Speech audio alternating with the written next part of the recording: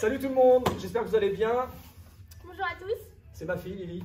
Elle n'est pas très belle, mais bon, on fait avec ce qu'on a, hein, voilà, c'est comme ça. Alors, on est là. Donc, vous avez adoré ma vidéo où on vous explique avec le tibia pourquoi Connor a perdu, ne tenait plus l'équilibre. J'avais déjà fait d'autres vidéos comme ça, mais visiblement, vous étiez moins pressés d'aller les voir. On m'a demandé cette semaine le chaos, comment vient le chaos, comment c'est possible. Alors, je vais vous expliquer, on va refaire la même chose avec les petites images et tout ça, et puis on va essayer de vous faire comprendre toutes ces actions. Alors, je vais essayer d'utiliser des choses simples afin que vous compreniez. Puis Lily va m'aider parce que normalement elle maîtrise aussi ce sujet. Normalement. Donc, c'est assez simple à comprendre finalement. Les gens disent ouais, c'est parce qu'on tape trop fort, le cerveau il va pas bien, et puis ça tape dans la boîte crânienne, et puis on tombe KO. Les gens rentrent dans des explications très vagues comme ça, et je vais essayer de vraiment vous faire comprendre les choses. Il y a un peu de vrai et un peu de faux. Alors, déjà il faut comprendre que quand Lily va me frapper à la tête, par exemple, boum, je prends un coup. Vous comprendrez que ma tête part en arrière pour revenir un peu en avant. Il y a un effet de rebond. Donc, pour faire simple, le cerveau est dans un liquide. Ce liquide s'appelle le céphalo-rachidien. Facile pour s'en souvenir. Et donc, quoi? C'est pas d'accord? C'est pas ça? Je me suis trompé? Ah non, je préfère. Donc, le céphalo-rachidien, il permet au cerveau de flotter dans la boîte crânienne. Ça a un intérêt, c'est que grâce à ça, si vous voulez, ça permet dans mes mouvements, dans mon espace, qu'il ne soit pas fixe et donc qu'il reste toujours en fonction.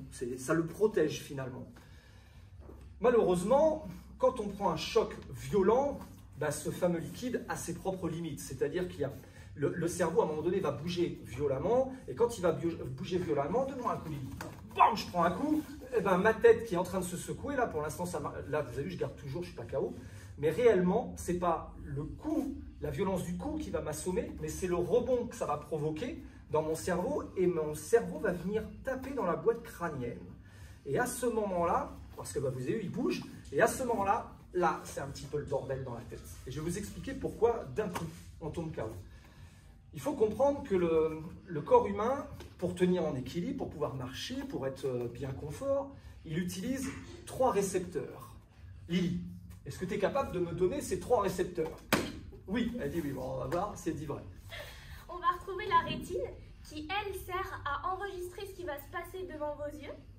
Ensuite, on va avoir l'oreille interne qui, elle, va enregistrer la position de votre cou et de votre tête dans l'espace. Et en dernier, on va avoir les faisceaux neuromusculaires de votre cou qui vont renseigner la position de votre tête. Mais c'est carrément génial, impressionnant quand même. Donc voilà, un coach de MMA qui maîtrise tous ces sujets-là, je peux vous dire qu'en France, il n'y en a pas beaucoup quand même. Donc, ces 3 éléments-là sont essentiels, vous l'avez compris, pour garder notre équilibre. Donc quand on combat, vous avez compris que ces éléments-là travaillent avec nous pour garder notre équilibre, stabiliser, attaque-moi Lily, voilà, on stabilise, elle garde tout son équilibre, l'oreille interne, la rétine, les faisceaux neuromusculaires, bref, tout travaille parfaitement de concert. Malheureusement, parfois, quand elle met un choc violent, bam, à ce moment-là, il se passe un truc terrible. Plein d'éléments viennent s'entrechoquer. Quand le cerveau vient taper dans la boîte crânienne, ces 3 solutions justement pour tenir l'équilibre, ne parviennent pas à s'entendre. Trop d'éléments d'un coup arrivent. Un peu comme en ordinateur, vous savez, quand vous lui demandez plein de choses en même temps, il rame. Et là, le cerveau, il fait exactement pareil, il rame. Et il fait quoi, votre ordinateur, quand il rame? Il fait quoi, Lily, d'ailleurs, l'ordinateur, quand il rame? Il s'éteint, tu sais, il fait... il plante. Alors, on peut dire il plante. C'est pas, il n'utilise jamais un ordinateur, il utilise que son portable. Donc, il plante. Et le cerveau, il fait pareil. Il plante. Elle me donne un coup, je prends un choc. Bam, ça rebondit, ça vient toucher la boîte crânienne. Je le fais très bien, le mec qui tombe. Et là, regardez bien le vrai travail. Je fais pas bien ou quoi? Alors, si Lily me laisse un peu tranquille, parce qu'elle, elle serait capable de venir en contact et de continuer les impacts.